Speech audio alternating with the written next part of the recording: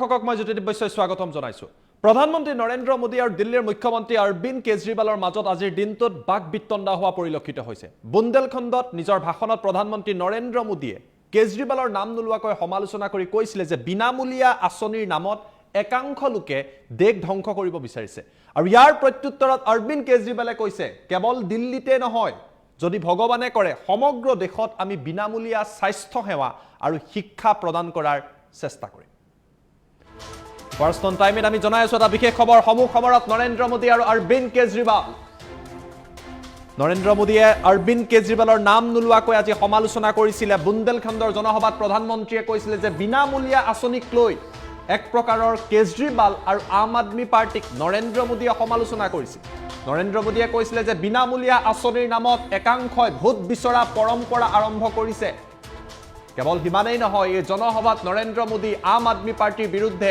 প্ৰকাৰান্তৰে সৰব হৈ পৰিছিল আৰু কৈছিল যে বিনামূলীয়া আঁচনি এই বিনামূলীয়া যি সংস্কৃতি ইয়া দেশৰ উন্নয়নৰ বাবে দেশৰ বিকাশৰ বাবে অতিকৈ ভয়ংকৰ ইয়া মোদীৰ তৰফৰ পৰা কোৱা হৈছিল বুন্দেলখণ্ডত অৰবিন্দ কেজৰিৱালৰ নাম নোলোৱাকৈ আম আদমি পাৰ্টিৰ নাম নোলোৱাকৈ এইদৰে বিনামূলীয়া আঁচনিৰ সম্পৰ্কত নৰেন্দ্ৰ মোদীয়ে সমালোচনা কৰিছিল আৰু ইয়াৰ প্ৰত্যুত্তৰ অৰবিন্দ কেজৰিৱালে কিছু মুহূৰ্তৰ আগতে এক সংবাদ মেলৰ জৰিয়তে দিয়া পৰিলক্ষিত হৈছে অৰবিন্দ কেজৰিৱালৰ তৰফৰ পৰা সংবাদ মেল সম্বোধন কৰা হয় আৰু এই সংবাদ মেলত কেজৰিৱালে বহু কথা উল্লেখ কৰিছে কেজৰিৱালৰ প্ৰশ্ন দৰিদ্ৰ আৰু মধ্যবিত্তৰ ল'ৰা ছোৱালীক বিনামূলীয়া শিক্ষা দিয়াটো অপৰাধ নেকি ইয়া প্ৰথম প্ৰশ্ন কৰিছে অৰবিন্দ কেজৰিৱালে আৰু নৰেন্দ্ৰ মোদীক পোনপটীয়াকৈ প্ৰশ্ন কৰিছে দৰিদ্ৰ আৰু মধ্যবিত্তক বিনামূলীয়া স্বাস্থ্য সেৱা দিয়াটো অপৰাধ নেকি ইয়া দ্বিতীয় প্ৰশ্ন অৰবিন্দ কেজৰিৱালৰ যেহেতু বিনামূলীয়া আঁচনিক লৈ আজি প্ৰধানমন্ত্ৰীয়ে সমালোচনা কৰিছিল দেশ ধ্বংস হ'ব বুলি কৈছিল তাৰ প্ৰত্যুত্তৰত আম আদমি পাৰ্টিৰ তৰফৰ পৰা অৰবিন্দ কেজৰিৱালে কৈছে যে মহিলাসকলক বিনামূলীয়াকৈ বাছ সেৱা দিয়াটো অপৰাধ নেকি এইদৰে কেইবাটাও প্ৰশ্ন কৰা পৰিলক্ষিত হৈছে অৰবিন্দ কেজৰিৱালে কৈছে যে আমি দুৰ্নীতি কমাইছো দুৰ্নীতি ৰোধ কৰিছো আৰু ইয়াৰ ফলত যি টকা ৰাহি হৈছে সেই টকা আমি জনতাৰ বাবে বিতৰণ কৰিছো আনহাতে ইয়াৰ পিছত সমালোচনা কৰা আৰম্ভ কৰিলে অৰবিন্দ কেজৰিৱালে কৈছে যে দেশৰ এটা বৃহৎ কোম্পানীয়ে কেইটামান বেংকৰ পৰা বহু হাজাৰ কোটি টকাৰ ঋণ লৈছিল আৰু এই কোম্পানী কেইটাই ঋণ লোৱাৰ পিছত কি কৰিলে এই কোম্পানী কেইটাই বেংকসমূহক নিজৰ ঋণ উভতাই নিদিলে ইয়াৰ ফলত বেংক দেউলিয়া হল কিন্তু যেহেতু এই কোম্পানীটোৱে বিশেষ এটা ৰাজনৈতিক দলক বহু হাজাৰ কোটি টকাৰ চান্দা দিলে সেইবাবে সেই কোম্পানীটোৰ ওপৰত বিজেপি চৰকাৰে কোনো ব্যৱস্থা নললে এয়াহে বিনামূলীয়া আঁচনিৰ নামত কৰা দুৰ্নীতি বুলি অৰবিন্দ কেজৰিৱালৰ তৰফৰ পৰা আজি বিজেপি আৰু নৰেন্দ্ৰ মোদীক সমালোচনা কৰা হৈছে কেজৰিৱালে কৈছে যে সেই কোম্পানীৰ ওপৰত ব্যৱস্থা নলয় ইয়াৰ কাৰণ হৈছে এটা বিশেষ ৰাজনৈতিক দলক তেওঁলোকে চান্দা দিলে এয়া হৈছে বিনামূলীয়া আঁচনিৰ নামত কৰা দুৰ্নীতি সংবাদ মেলত কেজৰিৱাল এইদৰে সৰব হৈ পৰিছে নৰেন্দ্ৰ মোদী আজি কৈছিল যে বিনামূলীয়া আঁচনিৰ নামত একাংশই ভোট বিচাৰিছে নতুন প্ৰজন্ম শেষ কৰিব বিচাৰিছে দেশ শেষ কৰিব বিচাৰিছে তাৰ প্ৰত্যুত্তৰত কেজৰিৱালে কৈছে যেতিয়া এজন ব্যক্তিয়ে নিজৰ বন্ধুৰ হাজাৰ হাজাৰ কোটি টকা ঋণ মাফ কৰি দিয়ে তেওঁলোকৰ ওপৰত কোনো ব্যৱস্থা নলয় এয়া হৈছে বিনামূলীয়া আঁচনিৰ নামত দুৰ্নীতি ইয়া কেজৰিৱালৰ তৰফৰ পৰা নৰেন্দ্ৰ মোদীক দিয়া প্ৰত্যুত্তৰ অৰবিন্দ কেজৰিৱালে নিজৰ যি সংবাদ মেল মাত্ৰ কিছু সময়ৰ আগতে সম্বোধন কৰিছে তাত কৈছে বিদেশলৈ যাত্ৰা কৰি নিজৰ বন্ধুৰ বাবে হাজাৰ হাজাৰ কোটি টকাৰ যেতিয়া ঠিকা লোৱা হয় সেয়াহে দুৰ্নীতি বিদেশলৈ যেতিয়া এজন ব্যক্তি যায় তেওঁ যেতিয়া বিনা হাজাৰ হাজাৰ কোটি টকাৰ বন্ধুৰ বাবে ঠিকা লয় সেয়া হৈছে বিনামূলীয়া আঁচনিৰ নামত দুৰ্নীতি ইয়াৰ পাছত কেজৰিৱালে নিজৰ সংবাদ মেলত নৰেন্দ্ৰ মোদী আৰু বিজেপিক সমালোচনা কৰি কৈছে যিসকলে মোক গালি পাৰিছে তেওঁলোকে হাজাৰ হাজাৰ কোটি খৰচ কৰি নিজৰ বাবে প্ৰাইভেট জেট কিনিছে সেয়াহে দুৰ্নীতি অৰবিন্দ কেজৰিৱালে কৈছে যে মই প্ৰাইভেট জেট কিনা নাই মই এজন শিক্ষিত ব্যক্তি ইঞ্জিনিয়াৰিঙত মোৰ ডিগ্ৰী আছে মই অৰ্থনীতিৰ বিষয়ে জানো মই একাউণ্টিং জানো আৰু এই মোৰ ডিগ্ৰীবিলাকো সঁচা ডিগ্ৰী বুলি তেওঁ উল্লেখ কৰিছে কেজৰিৱালৰ তৰফৰ পৰা কোৱা হৈছে প্ৰাইভেট জেট কিনাৰ পৰিৱৰ্তে মই এই টকা জনতাৰ মাজত বিতৰণ কৰি দিছো এইদৰে আজি বিজেপিৰ ওপৰত যথেষ্ট সৰব হৈ পৰিছে প্ৰধানমন্ত্ৰী নৰেন্দ্ৰ মোদীৰ ওচৰত যথেষ্ট সৰব হৈ পৰিছে অৰবিন্দ কেজৰিৱাল যেহেতু বিনামূলীয়া আঁচনিক লৈ আজি যথেষ্ট সমালোচনা কৰা হৈছিল আৰু তাৰ পাছতেই সংবাদ মেল পাতি এটাৰ পিছত আনটাকৈ বিস্ফোৰক মন্তব্য কৰা হৈছে। মাত্ৰ কেইটামান মুহূৰ্তৰ পিছত অৰবিন্দ কেজৰিৱালৰ সেই বিস্ফোৰক সংবাদ মেল আমি আপোনালোকক দেখুৱাম। আৰু কি কি কৈছে এই মুহূৰ্তত আমি মন্তব্যৰ জৰিয়তে আপোনালোকক দেখুৱাই ল'ব বিচাৰিছো।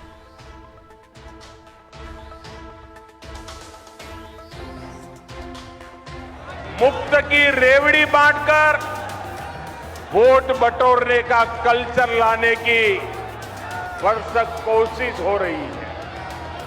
ये रेवड़ी कल्चर देश के विकास के लिए बहुत घातक है।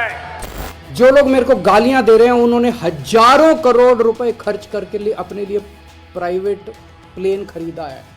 हजारों करोड़ रुपए खर्च करके अपने लिए शानदार हवाई जहाज खरीदे हैं इन्होंने।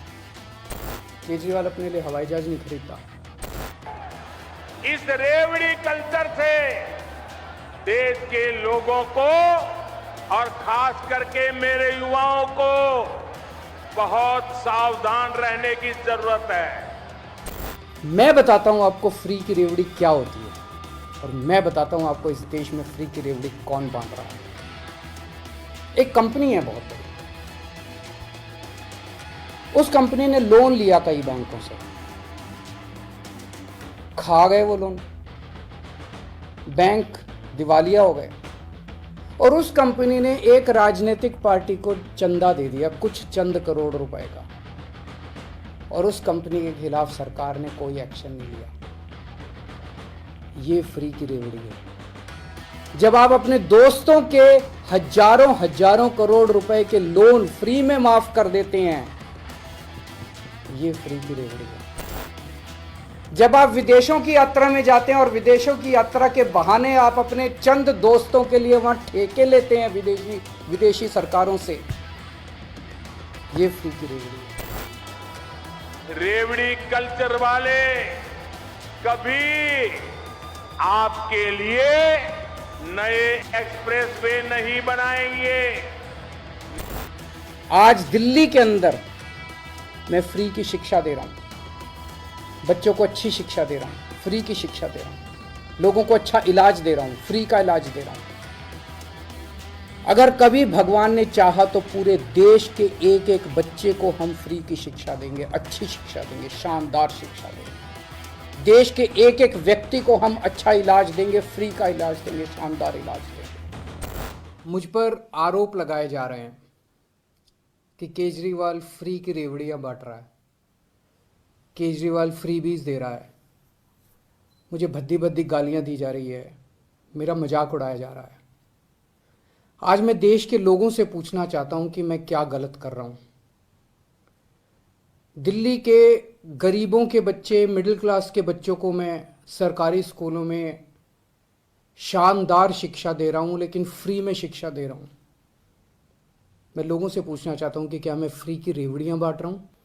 पूरी दुनिया के अंदर दिल्ली एक वो चुनिंदा शहर है जहां पे दिल्ली की 2 करोड़ जनसंख्या, एक आदमी का इलाज मुफ्त है। एक आदमी का, 2 करोड़ लोग रहते हैं दिल्ली में, एक आदमी का इलाज मुफ्त है। चाहे वो गरीब हो चाहे अमीर हो। हम ये नहीं पूछते कि कौन सी जात का है, कौन सी धर्म का है, अमीर है, गरीब है, आदमी है, औरत है, छोटा है, बड़ा है, जो भी आदमी है हर एक का इलाज मुफ्त है। 30 लाख, 40 लाख, 50 लाख रुपए का भी अगर उसका ऑपरेशन का खर्चा आएगा, उसकी सारी दवाइयां, उसके सारे टेस्ट, उसके सारे डायग्नोस्टिक्स, सब कुछ उसका मुफ्त होता है। सारे मोहल्ला क्लिनिक्स के अंदर उनका इलाज मुफ्त होता है। क्या मैं ये फ्री की रेवड़ियां बांट रहा हूं? आज दिल्ली के अंदर अगर किसी का एक्सीडेंट हो जाए, हमने एक फरिश्ते स्कीम बनाई है, अगर किसी का एक्सीडेंट हो जाए तो उसको हमने कहा है कि उसको नियरेस्ट अस्पताल में ले जाइए। आसपास जो भी अस्पताल हो, चाहे कितना भी महंगा अस्पताल क्यों ना, उसे उठा के ये नहीं सोचना कि उसे नियरेस्ट अस्पताल में ले जाइए। उस आदमी को ठीक करने का सारा खर्चा दिल्ली सरकार देती है। आज दिल्ली के एक परिवार को हम फ्री बिजली दे रहे हैं, 200 यूनिट बिजली फ्री दे रहे हैं। पंजाब में हमने 300 यूनिट बिजली फ्री देनी चालू की है। ये कहते हैं केजरीवाल फ्री में बिजली क्यों दे रहा है। मैं इनसे पूछना चाहता हूं, तुम्हारे मंत्रियों को कितनी फ्री में बिजली मिलती है? तुम्हारे मंत्रियों को 4-4, 5-5 हजार यूनिट, तुम लोगों को 4-4, 5-5 हजार यूनिट बिजली फ्री मिलती है, तब ठीक है। लेकिन गरीब जनता को अगर मैंने 200 यूनिट 300 यूनिट बिजली फ्री दे दी तो तुम्हें बड़ी तकलीफ होती है। आज महिलाओं को हम दिल्ली में फ्री में ट्रांसपोर्ट, फ्री में उनको हम बसों में ट्रांसपोर्ट दे रहे हैं। मेरा क्या कसूर है? जो लोग मेरे को गालियां दे रहे हैं उन्होंने हजारों करोड़ रुपए खर्च करके अपने लिए प्राइवेट प्लेन खरीदा है, हजारों करोड़ रुपए खर्च करके अपने लिए शानदार हवाई जहाज खरीदे हैं इन्होंने। केजरीवाल अपने लिए हवाई जहाज नहीं खरीदता।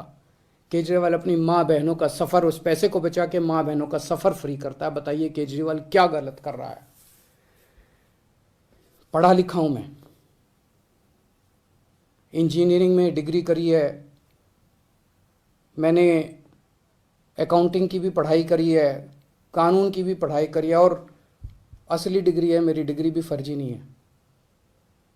सब कुछ समझता हूं। आज इतनी चीजें फ्री करने के बाद भी दिल्ली का बजट फायदे में चल रहा है। ये मैं नहीं कह रहा, अभी थोड़े दिन पहले सीएजी की रिपोर्ट आई है, और सीएजी की रिपोर्ट ने कहा है कि 2015 के बाद से, जब से केजरीवाल की सरकार आई है, तब से दिल्ली का बजट नफे में चलने लगा, उसके पहले घाटे में चलता था। तो बजट भी नफे में चल रहा है, कोई नया टैक्स नहीं बढ़ाया, भ्रष्टाचार खत्म कर दिया। भ्रष्टाचार खत्म करके जो इतना पैसा बचा, उससे अगर अब मेरे अपने लोगों की मैंने इतनी सहूलियतें दे दी, तो बताइए मैंने क्या गलत किया? मैं बताता हूं आपको फ्री की रेवड़ी क्या होती है, और मैं बताता हूं आपको इस देश में फ्री की रेवड़ी कौन बांट रहा है। एक कंपनी है बहुत बड़ी, उस कंपनी ने लोन लिया कई बैंकों से, खा गए वो लोन, बैंक दिवालिया हो गए, और उस कंपनी ने एक राजनीतिक पार्टी को चंदा दे दिया, कुछ चंद करोड़ रुपए का, और उस कंपनी के खिलाफ सरकार ने कोई एक्शन नहीं लिया। ये फ्री की रेवड़ी है। जब आप अपने दोस्तों के हजारों हजारों करोड़ रुपए के लोन फ्री में माफ कर देते हैं, ये फ्री की रेवड़ी है। जब आप विदेशों की यात्रा में जाते हैं और विदेशों की यात्रा के बहाने आप अपने चंद दोस्तों के लिए वहां ठेके लेते हैं विदेशी सरकारों से, ये फ्री की रेवड़ी है। आज देश में दो किस्म की राजनीति चल रही है, एक ईमानदार राजनीति, एक भ्रष्टाचारी राजनीति। ईमानदार राजनीति वो है जो आज आम आदमी पार्टी कर रही है। हम एक एक चीज में पैसा बचाते हैं, एक एक चीज में पैसा बचाते हैं, और वो पैसा बचा के हम जनता को सारी सुविधाएं दे रहे हैं। और दूसरी है भ्रष्टाचारियों की राजनीति। बड़े बड़े हजारों करोड़ रुपए के ठेके दिए जाते हैं, हजार, ताकि खूब पैसा बनाया जा सके। हजारों करोड़ रुपए के ठेके देते हैं, अपने को देते हैं, अपने दोस्तों को ठेके देते हैं वो सारे, और सारी सुविधाएं अपने मंत्रियों को देते हैं। जनता सुविधा मांगे तो कहते हैं कि नहीं नहीं, ये फ्री भी रेवड़ी बांट रहे हैं। जनता को सुविधाएं नहीं देंगे, जनता को सुविधाएं नहीं देंगे, अपने मंत्रियों को सुविधाएं देते हैं, अपने दोस्तों को ठेके बांटते हैं। ये भ्रष्टाचार की राजनीति है। आज जनता को तय करना है, देश को आज मैं पूछना चाहता हूं, जनता को तय करना है, ईमानदारी की राजनीति चाहिए कि भ्रष्टाचार की राजनीति चाहिए। मैं भारत को नंबर 1 बनाना चाहता हूं। मेरी जिंदगी का एक ही मकसद है, भगवान से एक ही प्रार्थना है कि जब तक मैं जिंदा हूं, मेरे जीते जी मैं भारत को दुनिया का नंबर 1 देश देखना चाहता हूं। 75 साल हो गए आजादी के, 75 साल। 75 सालों में हमारे से पता नहीं कितने देश आगे बढ़ गए, जापान, सिंगापुर, जर्मनी, अब तो बताते हैं बांग्लादेश भी कई चीजों में आगे बढ़ गया। हम पीछे क्यों रह गए भाई? हम आगे क्यों नहीं गए? हम दुनिया का नंबर 1 देश क्यों नहीं बने? हमारे में क्या कमी है? भगवान ने सब कुछ दे रखा है हमें, पहाड़, नदियां, तरह तरह की जड़ी बूटियां, फसलें, समुद्र तट, सब कुछ दे रखा है भगवान ने। भारत के लोग इतने इंटेलिजेंट, फिर भी हम नंबर 1 क्यों नहीं बन रहे? तो हमारा मकसद है दुनिया का नंबर 1 देश बनाना दे भारत को।